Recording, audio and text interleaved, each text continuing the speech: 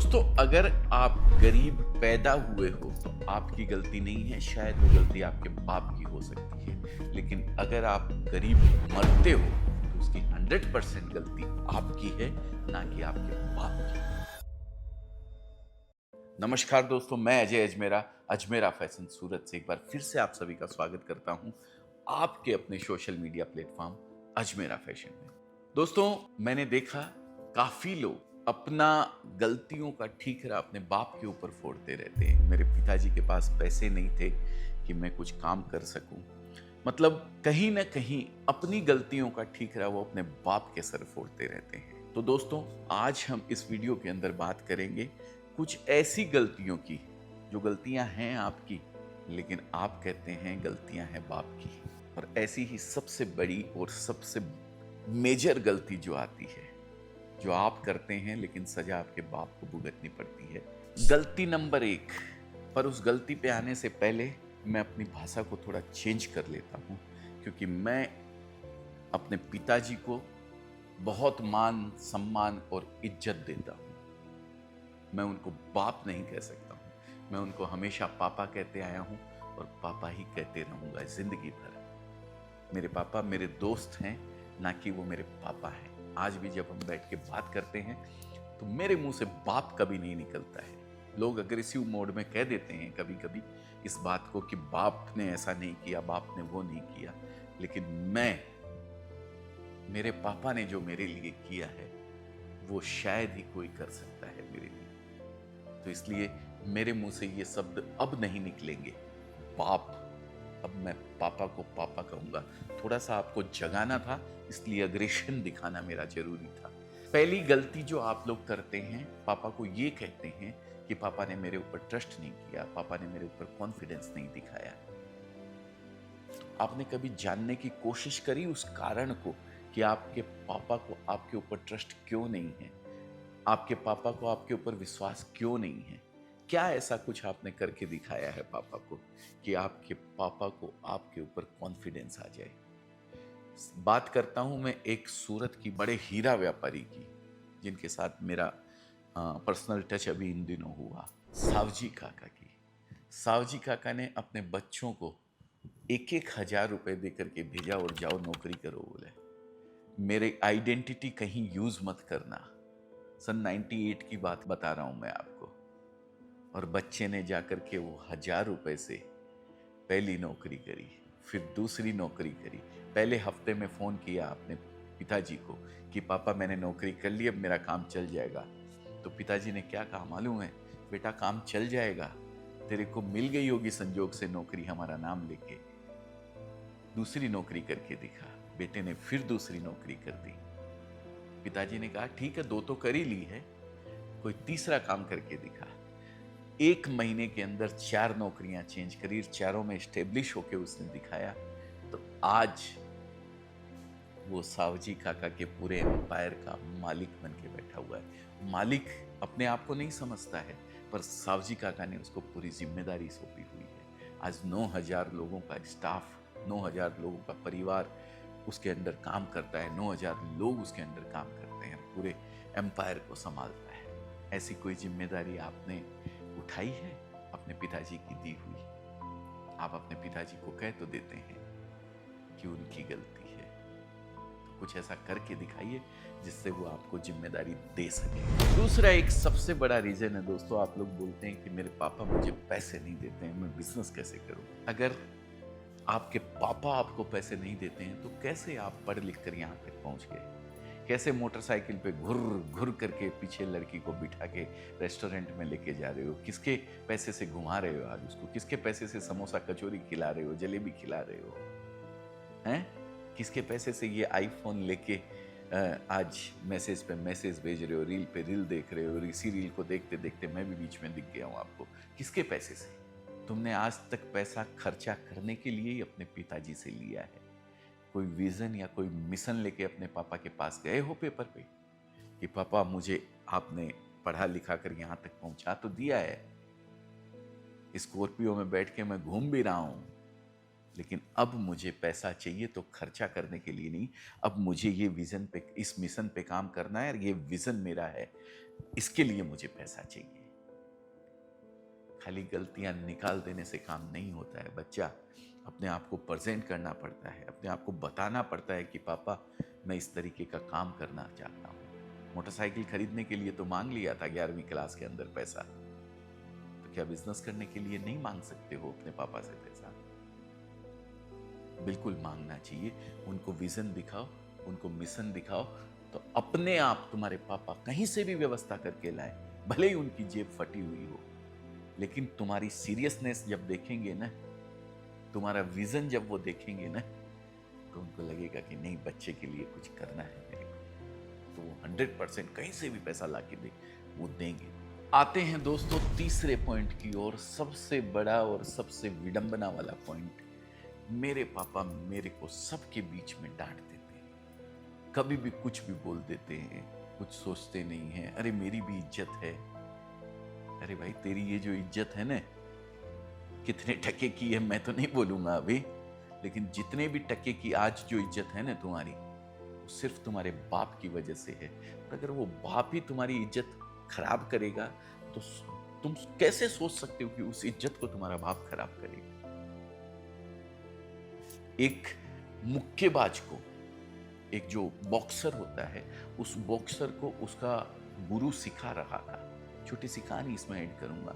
उसका गुरु उसको सिखा रहा था, तो जैसे ही उसके गुरु ने एक वार किया उसके यहाँ पे, कमर पे, ये कौन सा पोर्शन बोलते हैं, तो वो जो मुक्केबाज सीख रहा था वो बोला आह, जोर से चिल्लाया। तो अब वो मुक्केबाज का गुरु जो था ना, वो धड़ाधड़ उसके वहीं वार किए जा रहा था, वहीं वार किए जा रहा था, वहीं वार किए जा रहा था। मुक्केबाज ने कहा, गुरुजी, ये मेरी सबसे बड़ी कमजोरी जो आपको पता लग गई, आप इसी के ऊपर वार कर रहे हो? तो गुरुजी ने कहा, बेटा मैं वहां वार इसलिए कर रहा हूं कि ये जो कमजोरी अभी तुम्हारी है ना, ये आगे तुम्हारी कमजोरी नहीं रहे, इसको इतना मजबूत कर दूं कि ये कमजोरी तुम्हारी कभी जिंदगी में तुम्हारे आड़े नहीं आए। बाकी जगह से तो तुम मजबूत हो ही हो, लेकिन जिस जगह से तुम कमजोर हो ना, वहां से मुझे तुमको मजबूत करना है, इसलिए वहीं वार कर रहा हूं। आपके पिताजी अगर आपको सबके बीच में झाड़ रहे हैं ना, तो कहीं ना कहीं आपको मजबूत बना रहे हैं, कहीं ना कहीं आपके डिफेंस सिस्टम को मजबूत कर रहे हैं कि इस तरीके के छोटे मोटे जो डांटने वाली चीजें ना, उनसे आपके ऊपर कोई फर्क ना पड़े। क्योंकि बॉस नामक प्राणी से जब आपका पाला पड़ेगा ना, तब आपको पता लगेगा डांटना क्या होता है। पिताजी ने तो कुछ नहीं डांटा है बेटा, नौकरी जिस दिन करोगे ना, तब पता लगेगा कि बॉस किस तरीके से डांटता है और पिताजी किस तरीके से डांटते हैं। तो ये कभी जिंदगी में नहीं कहना कि मेरे पिताजी मेरे को सबके बीच में डांट देते हैं। वो उस जगह को मजबूत करते हैं, उस हिस्से को मजबूत करते हैं जहां से तुम सबसे ज्यादा कमजोर हो। जिंदगी में तुम्हारा वो हिस्सा ऐसा मजबूत होकर निखर के आएगा कि कभी उस हिस्से पे पड़ी हुई चोट तुमको नाकामी तक नहीं पहुंचाएगी, वही सबसे आगे तुमको लेके जाएगी। आते हैं दोस्तों अगले रीजन की ओर। काफी लोगों को मैंने कहते हुए सुना है, पापा की कृपा नहीं हो रही है, पापा की कब कृपा होगी। वो गाना सुना है ना आप लोगों ने, मेरा ससुरा बड़ा पैसे वाला, खोले ना तिजोरी का ताला। वैसे ही लोग कहते हैं मेरा पापा पैसे वाला तो बहुत है, लेकिन मेरे को नहीं देता है, मेरे पे कृपा नहीं करता है। तुम्हारे पापा क्यों नहीं कृपा तुम्हारे ऊपर कर रहे हैं? क्या कभी ये जानने का प्रयास किया है? आखिर क्या चाहते हैं तुम्हारे पापा तुमसे? तुम्हारे पापा चाहते हैं कर और पा। समझ में आ रही है? कृपा पहले कर, पीछे पा। तुम्हारे पापा कहते हैं तू कुछ करके दिखा तो अपने आप पा जाएगा तो सब कुछ। मेरी कृपा अपने आप तेरे ऊपर बरसने वाली है। दोस्तों, कोई भी बाप, कोई भी पिता, कोई भी पापा, कोई भी डैडी, जो भी भाषा में आप समझना चाहते हैं समझिए, वो अपने बच्चों के साथ कभी स्ट्रिक्ट नहीं हो सकता है, कभी उनको कष्ट नहीं दे सकता है। और वो कभी अगर कुछ आपको ऐसा महसूस करा रहा है कि वो कड़क है आपके प्रति, आपके ऊपर कृपा उनकी नहीं आ रही है, बेटियों को ज्यादा प्यार करते हैं, तो कहीं ना कहीं कोई रीजन है जिसकी वजह से वो आपके प्रति कड़क है, आपके प्रति स्ट्रिक्ट है।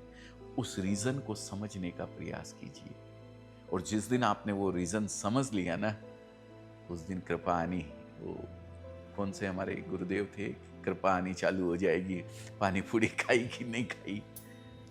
वो कृपा अपने आप उस दिन आपके पिताजी की आनी शुरू हो जाएगी जिस दिन आपने कुछ कर दिखाया है। तो ये कृपा तभी आएगी जब आप कुछ कर देंगे। आते हैं 5वें पॉइंट की ओर। 5वां पॉइंट, कभी आपके पिताजी की इच्छा आपने जानी है कि वो क्या चाहते हैं आपसे? कभी उनको समझने का प्रयास किया है? दोस्तों, सबसे बड़ा कारण आपके और आपके पापा की ट्यूनिंग कहीं ना कहीं इसके बीच में आड़े आती है। वो तुम्हारे लिए कुछ अच्छा करना चाहते हो और तुमको लगता है कि वो बुरा कर रहे हैं। ये समझने का प्रयास कीजिए कि क्या कारण है। अपने पापा की बातों को डीपली उनके अंदर जाके समझने का प्रयास कीजिए कि क्या कारण है कि मेरे को ये फील हो रहा है कि मेरे पर पापा की कृपा नहीं है, या कोई भी पापा क्या चाह रहे हैं। आपने कभी नोटिस किया है शाम को जब आप घर जाते हैं या पिताजी ऑफिस से आपके घर आए हैं, आप घर पे हो पूरे दिन, लेकिन पिताजी शाम को जाकर नीचे गार्डन में बैठते हैं या टीवी देखते रहते हैं। देख टीवी रहे हैं लेकिन सोच क्या रहे हैं पापा? कभी आपने सोचा है, कभी पूछने का प्रयास किया है? दोस्तों, आज भी मेरा रूटीन है। मेरे पापा की एज 88 ईयर्स है। मैं अपने पापा के पास बैठता हूँ, शाम को जाता हूँ तो कम से कम 1 घंटा, 1.5 घंटा, 2 घंटा मैं अपने पापा के पास बैठता हूँ, पापा से बातें करता हूँ।